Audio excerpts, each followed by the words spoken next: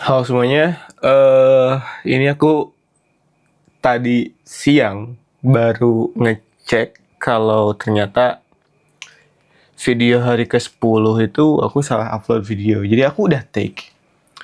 Cuma memang aku nggak lihat previewnya karena udah malam, aku pengen langsung upload. Dan pas aku cek tadi siang, ternyata aku malah upload video yang sama yang aku upload di hari ke-9. Yang aku ngobrol sama temenku Rizky Faza.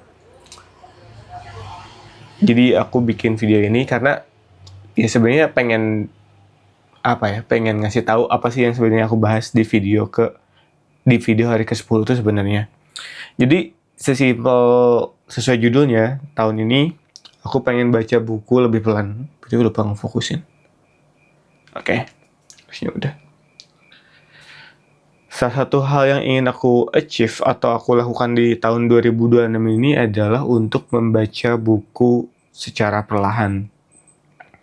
Karena beberapa tahun belakangan mungkin secara kuantitas jumlah buku yang aku baca itu cukup banyak, tapi kualitas atau apa yang aku dapatkannya tuh relatif menurutku agak kurang nempelnya. Kayak iya memang banyak, dan kalau ditanya misalkan nunjukin buku yang aku baca dan aku ceritain sedikit sih bisa-bisa aja, tapi aku yakin banyak banget hal-hal penting ada di dalam buku itu yang enggak aku dapat.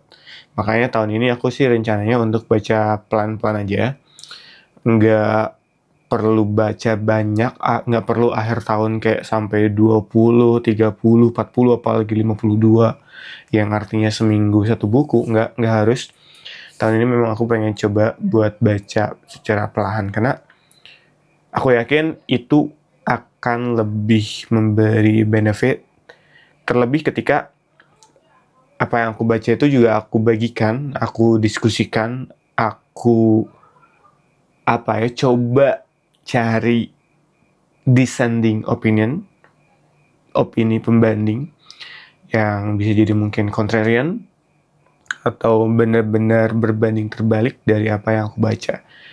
Karena dengan begitu dialektika berjalan, ketika dialektika berjalan, harusnya ilmu yang aku dapat jauh lebih terserap.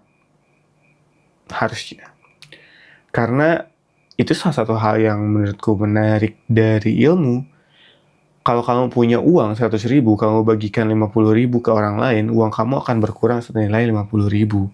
Meskipun kalau pakai opini agama, katanya ketika berbagi dan sedekah, uang tidak berkurang malah bertambah.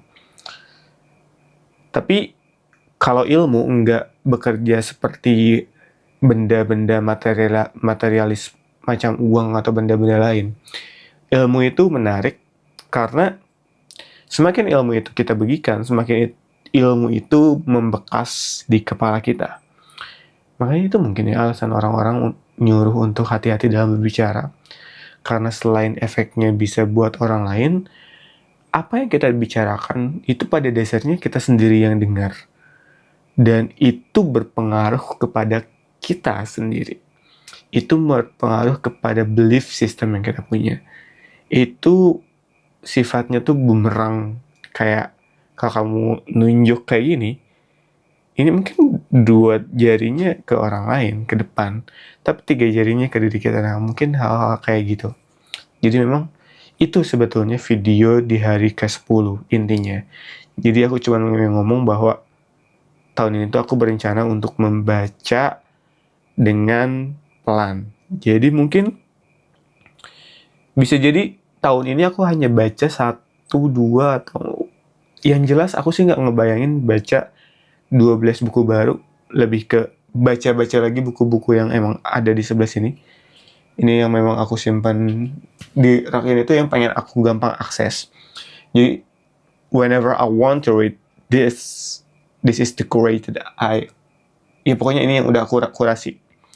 Ini yang pengen aku baca terus menerus, dan aku pengen bener-bener memahami setiap topiknya secara mendalam, dari mulai finance, Robert Greene, productivity, tidur, bernafas, dan ini salah satu buku pocket yang selalu aku review whenever I have times.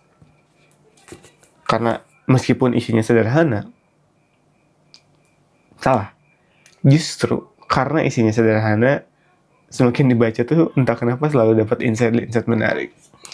Jadi ini buku-buku yang memang aku pilih untuk mudah aku akses dan bisa aku baca kapan aja.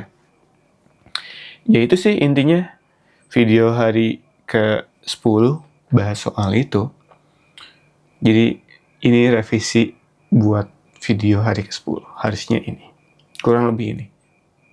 Or ini better sebetulnya. Ya, itu. Terima kasih buat yang udah nonton. Sampai jumpa di video lainnya. Bye-bye.